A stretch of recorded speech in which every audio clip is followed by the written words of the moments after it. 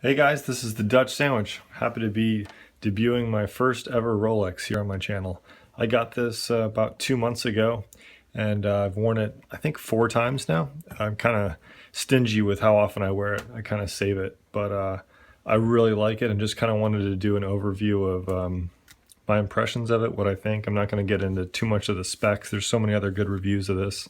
I will recommend DavidSW up in Orlando. That's who I bought it from. It came with the box, the original box, papers. I've got the original paper here with the serial number. It is a Rolex 14060. It's a no date sub, more commonly known as a no date sub. So it's got its outer cardboard box, and then you've got your inner cardboard box here. Took a couple links out. I need to put those back in. You can see the inner green box here, kind of a nice green leather, a little bit of a cushion to it, with the Rolex crown here in the corner. We open this up. You've got kind of a wood interior, and then almost like a suede material here, and then another, almost like a chamois cloth. So I'll set that over there.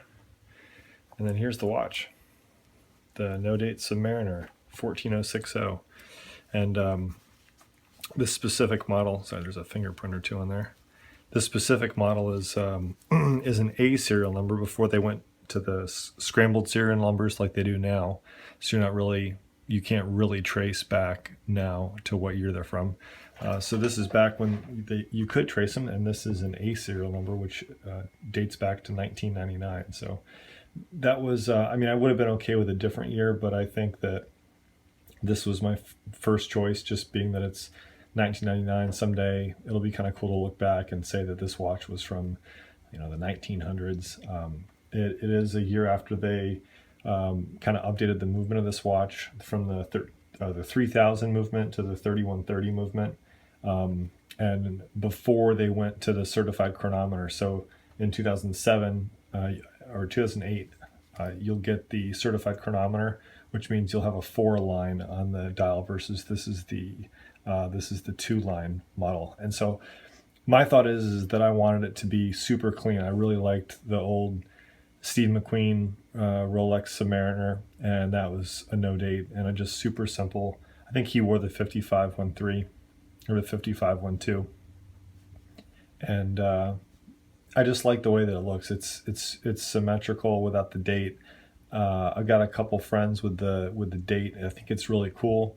I think this model, just for me, is just a little bit more just simple and understated and iconic. I kind of feel like this is kind of maybe lame for some people, but I feel like the iconic pieces or the iconic watches are the most satisfying or most fulfilling, kind of like food, where you can go through a whole bag of Cheez-Its or a whole bag of Doritos and you don't really feel that full. But if you were to eat a couple ounces of cheese, what the other products were designed to taste like, you'll be full. And I kind of feel that's kind of like with this. I mean, it's an expensive piece. I saved for a while to get this, and won't be buying something else like this for a while.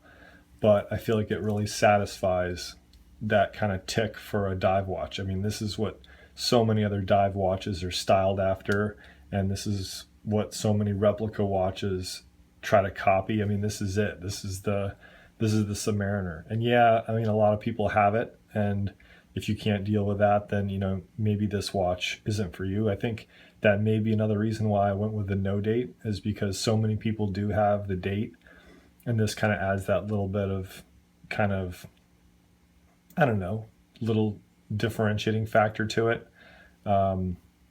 So yeah, but I really like it. I mean, there's so many things about it that are just super subtle that I did not realize until getting it. So let's go ahead and take it off here and throw it on my wrist. One thing, if you ever watch any of my other videos, you may or may not, I have the Tudor Heritage Black Bay in Burgundy, another one of my favorite watches. And the first thing I noticed when I unscrewed the crown of this watch is this reminds me so much of the Tudor. The Tudor, before I bought this watch, the Tudor had the best feeling crown by far out of any of the watches I have. I've got Omegas, two Omegas, a couple other kind of smaller brands, but some decent watches. And this is the Tudor by far was the best. And this thing is up there, if not better. It's really cool. I mean, you can see the massive gasket right there, and just how sturdy that is. It's incredible. So that was kind of the first thing I noticed, is just how solid the crown is, it's awesome. I mean, why would you want a flimsy one? So really cool, and just neat that you can kind of just see the lineage between my Tudor and this Rolex. It's almost like I had a Toyota 4Runner for 10 years, and I'll be walking in a parking lot, and I'll hear an engine start up, and I know the engine. I'll look over, and it may not be a 4Runner, or it may be a Tacoma, but it's all the same 3.4 liter V6, and it has this characteristic startup, and it's kind of like this crown. I mean, it's just right when I unscrew it, I'm like, of course, it's exactly like the Tudors. The bracelet is awesome. It's super sturdy, super solid. I've got a Helson watch. If you're not familiar with those, check out my review. That bracelet's probably a little bit more sturdy than this one, but certainly not nicer. I'm not the type to, I'm not going to change the bracelet out on this to wear it with a strap or a NATO. I just feel like I like it, and then it's a iconic form, just like this, with the stock bracelet, as is. I mean, I know it's got the drill lugs here, so it's super easy to change to a NATO or a leather strap if I wanted to, but I don't feel the need. I like it on its bracelet. I think it's the way it kind of should be worn. Call me kind of boring, but I just think this is the way it should be. Who knows? Maybe I'll change my mind at some point. It's got a great bezel on it. It is actually pretty hard to turn, and I'm not sure if it's just because this is a little bit of an older model or whatever, but it is pretty tough to turn. But it's got a good sound to it, great feel to it too. Absolutely no play at all. I have a Squale 1521 50 Atmos. That watch, the bezel on that does have a fair amount of play. I mean, it sounds okay. It's it's nice and all, but the bezel is kind of the one part about it that I would say I kind of just not super impressed with. But it's still a great watch. Let's do a wrist shot here. So for your reference, it's just a great clasp too. I'm not sure if the sound of that will do anything for you, but just really crisp. So there you have it. There's the No Date sub.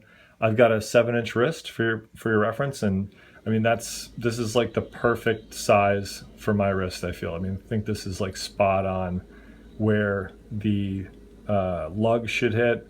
They're not falling over. I mean, it looks great with a dress shirt. It's not a super tall watch. So if you have a dress shirt on, this is more of just like a button-up casual, but it's got a similar cuff opening to it, and it hides underneath it perfectly. So again, it's just super versatile. Yeah, and I've been wearing this. I've worn this with I mean, I'm going to sound fancier than I really am, but I did wear it with a tuxedo one time.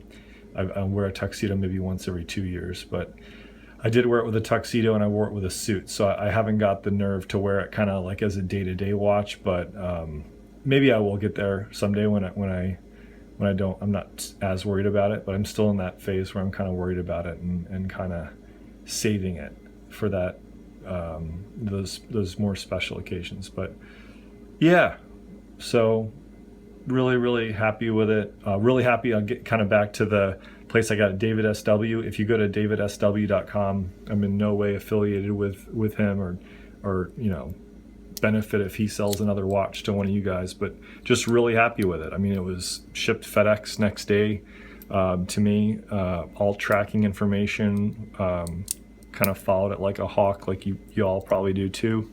And it was just really great.